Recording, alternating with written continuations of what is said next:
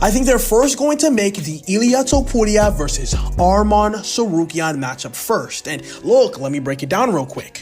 Even though Arman Tsarukyan is a top contender, the UFC probably aren't as thrilled about him ever since he pulled out against the Islam Makhachev fight on only 3-day short notice for UFC 311.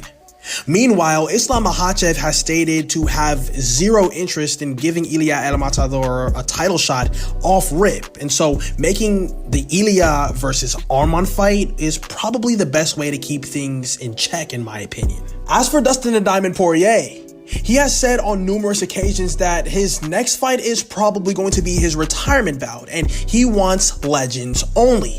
And so taking on Ilia El Matador, especially if he loses, wouldn't do anything for him legacy-wise. So I just personally think that that fight just doesn't make the most amount of sense. I also think that Charles Oliveira, Charles do Bronx is also off the table as well, considering that he's most likely next for Islam Makhachev, coming off of his most recent win over Michael Chandler in November of last year.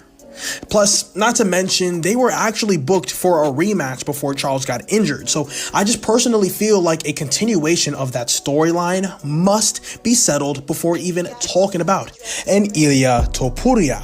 And so in conclusion, the timeline looks like this.